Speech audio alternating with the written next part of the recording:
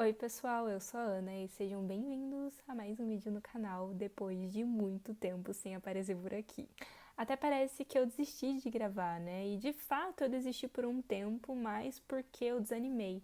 Eu fiquei sem memória no celular e isso me desmotivou bastante porque eu não estava conseguindo resolver essa questão. Eu tenho realmente muita foto e muito vídeo, mas decidi me organizar melhor, decidi não parar de gravar por conta disso e eu vou levando. E o primeiro vídeo de 2025, então, vai ser um balanço de tudo que eu li no mês de janeiro. Eu li 7 livros esse mês, o que eu considero bastante, e foram leituras boas. Eu sinto que eu poderia ter lido mais, coisas melhores até, mas no geral tô satisfeita. E o primeiro livro que eu li foi O Fio das Miçangas, do Mia Couto. Ele é um autor moçambicano e esse livro aqui eu encontrei num sebo na praia. Foi assim, o achado do meu ano. Foi o último livro que eu comprei em 2024 e o primeiro livro que eu li em 2025. É um livro de contos, vai mostrar muito de Moçambique, um pouco da cultura, e foi uma obra que eu gostei bastante, ó. Eu marquei bastante coisa, esse livro me acompanhou o começo do mês de janeiro inteiro, então foi um livro bem gostoso de ler. Eu nunca ouvi ninguém falando sobre esse livro aqui, então me conte se você já conhecia, se você gostou, porque eu tô muito afim de conversar sobre ele com mais pessoas. E o que eu mais achei interessante foi esse trecho aqui, logo no começo do livro, que foi o que fez eu comprar o livro. A miçanga todos as veem, ninguém nota o fio que, em colar vistoso, vai compondo as miçangas. Também assim é a voz do poeta, um fio de silêncio costurando o tempo. Então, eu achei isso daqui muito precioso, sabe? Recomendo demais. Apesar de ter alguns contos que eu não gostei tanto, que não fizeram sentido, que eu achei meio estranho, no geral eu gostei. Eu acho que faz parte, né? Livros de conto, acho que é quase impossível você gostar de todos os contos. Tem um que você vai gostar mais, gostar menos, mas no geral foi um livro muito bom. Depois eu fui para Alemanha de 1700 ou 1800, não lembro agora, com Os Sofrimentos do Jovem Werther. Essa edição, muito linda, né? É uma edição da Tag, belíssima. E eu li em conjunto com o clube da Jessie. E acho que foi uma experiência muito gostosa ter lido esse livro nesse momento com o pessoal, porque a gente foi discutindo alguns pontos. E eu tinha muito receio de ler esse livro, para ser sincera. Então o clube me deu assim um gás. E eu gostei, no geral. O livro é dividido em duas partes. É um romance epistolar, então o Vetter ele escreve cartas para o seu colega, falando sobre a sua vida e falando principalmente sobre um amor enorme que ele tem para Charlotte. Acho que é. Ele chama de Lotte, o apelido deve ser Charlotte. Ai, gente, eu não lembro de nome de personagem, foi mal, tá? Já esqueci. Só que ela é um amor um pouco proibido. E ele vai narrar toda essa depressão e esse romantismo, esse amor avassalador que ele sente por ela. E esse livro, ele pode ser considerado um livro do romantismo. Então vai ter muito disso, sabe? Daquele ultra romance, se eu não posso ter um amor, então acabou minha vida e tudo mais. E assim, eu não gosto muito do romantismo, eu nunca gostei. Nunca achava muito chato, muito drama, mas esse livro aqui eu gostei. Foi bem interessante fazer uma análise psicológica do protagonista. Ah, esse livro vai falar sobre o assunto sensível do suicídio, então já fico alerta. Mas eu achei bem interessante. O livro é dividido em duas partes também. A primeira parte eu gostei mais do que a segunda. Na segunda parte eu fiquei um pouco com preguiça, sabe, do Vetter, eu desanimei bastante. Mas, no geral, foi um livro 4 estrelas. 3 estrelas e meia, eu acho que foi 4 que eu dei pra ele. Então fica a recomendação, eu acho que é um clássico curtinho, dá pra ler super rapidinho, que vale a pena. Depois dessas duas pedradas que eu li, eu decidi pegar um romance, porque eu tava bem naquela fase de ok, preciso ler algo mais tranquilo, porque senão eu vou entrar numa ressaca, sabe? Então eu decidi pegar Entre Destinos e Marés, da Joana Rami... não sei falar. Esse nome difícil aqui. E esse é um livro que estava faz tempo já na minha lista. Muita gente do Twitter falava dele há um tempo atrás. Peguei, li e foi um livro que eu gostei. Eu achei ele um pouquinho longo em algumas partes, assim, mas no geral eu dei 4 estrelas. Foi um livro gostoso, sabe? Aquele romance realmente para passar o tempo, para não pensar em muitas coisas. Então, recomendo para quem gosta de romance. E depois desse livro de romance, eu li o livro 2, que é Entre Olhares e Despedidas, que é o livro do filho da protagonista do primeiro. E esse livro aqui, eu não gostei tanto, pra ser bem sincero. Eu tava com grandes expectativas porque eu gostei do primeiro e eu tinha me apegado ao filho.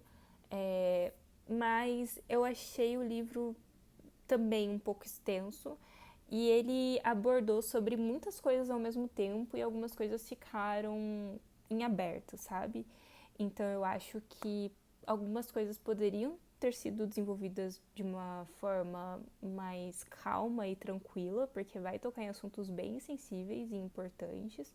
Inclusive, a protagonista tem deficiência visual, então eu achei isso muito bacana, como a autora trabalhou e tudo mais. Mas o restante das coisas ficaram um pouquinho em aberto. E infelizmente eu não gostei. Eu dei 2,5 estrelas, eu acho, pra ele. Eu acho que no Scooby isso consta como razoável, se eu não me engano. Mas é isso, faz parte. Depois eu fui para o Sudão com A Voz das Águas. Esse aqui é o livro de outubro da Tag Inéditos. E eu tava com grandes expectativas para ler esse livro, para ser bem sincera, porque a autora nasceu no Egito, mas ela passou grande parte da vida dela no Sudão, então vai trabalhar sobre esses dois países e sobre os conflitos que tiveram lá e tudo mais. A questão do Império Otomano, teve um líder que se declarou profeta enviado por Alá, então isso me fez ficar super animada para ler. E no fim eu não curti o livro, foi uma decepção enorme. O livro é curto, ele tem 266 páginas, mas eu demorei muito para ler. Eu não estava me interessando, não estava me envolvendo pelas problemáticas, sabe? É um livro que vai tocar em assuntos bem difíceis, como morte, violência, escravidão. Então essas partes sim, eu fiquei envolvida e me deu muita raiva. Mas no geral, as outras questões, as outras guerras e outros embates, eu não me envolvi. E eu acho que em parte é porque o livro é narrado por vários personagens. Não é um, não são dois, nem três, acho que são 8 para mais personagens. E eu não me conectei com esses personagens. Então eu acabava um capítulo que eu tava super instigada com uma protagonista, ia pro outro capítulo, já era outra pessoa que eu não tinha interesse, sabe? Então eu acho que se fosse um livro narrado por 3 personagens, ia ser bem mais aproveitoso para mim. Eu acho que foi bem interessante o intuito da autora, porque ela quis encaixar vários personagens e dar vários pontos de vistas sobre, mas acabou ficando um pouco impessoal, sabe? Então, não sei, eu não gostei, não funcionou para mim, mas talvez para você que gosta de um livro narrado por vários pontos de vista, talvez seja interessante. Mas fica esse porém. Eu acho que eu dei 2,5 estrelas também para ele. Infelizmente, sabe? Aquele livro que você lê com tanta expectativa, você quer dar 5 estrelas, mas no final acaba não sendo tudo isso e você fica triste por conta disso. Então, isso aconteceu comigo com A Voz das Águas. E ele vai sair pela HarperCollins. Não sei quando, não sei se tem alguma previsão, mas se você se interessou pela história, fica de olho. Ah, e um porém interessante, né? Eu li sobre o Sudão, então eu descobri mais sobre esse país, sobre a guerra que teve lá, a invasão e tudo mais. Então foi um ponto bem positivo. Se você tem interesse em conhecer mais do país, até do Egito, que puxa um pouquinho ali, é uma boa experiência, sabe? Depois desses 2 livros, 2,5 estrelas, eu tava muito afim de ler alguma coisa mais leve, que eu fosse gostar e me envolver. Por isso, eu peguei Depois daquele Inverno, que foi um livro enviado para mim da editora Record, em parceria com a editora. E é um livro que eu tava com bastante expectativa, porque eu já li uma obra da Brittany e eu gostei bastante. Ela é uma autora que todo mundo gosta, então eu pensei, eu acho que é o momento de eu ler e gostar.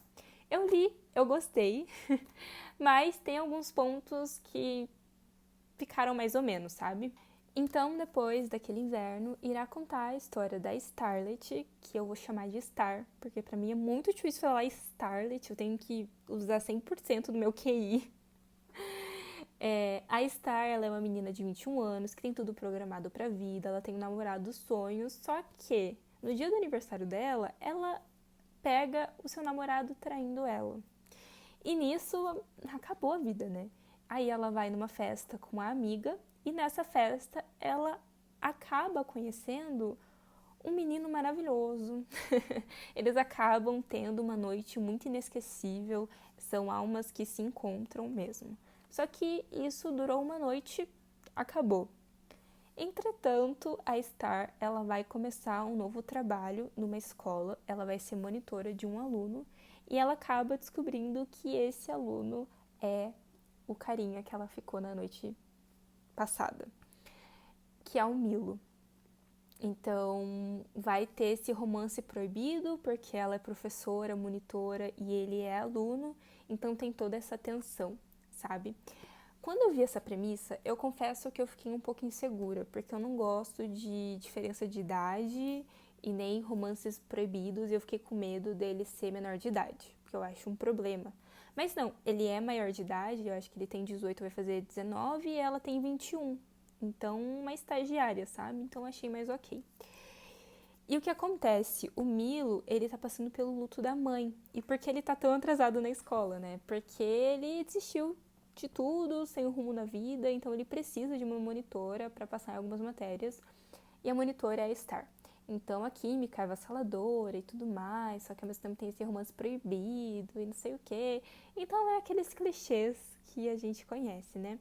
O que eu mais gostei desse livro foi como o luto foi abordado, porque tanto o Milo quanto a Star perderam a mãe. A diferença foi que a Star perdeu quando ela era criança e o Milo perdeu há 1 ano.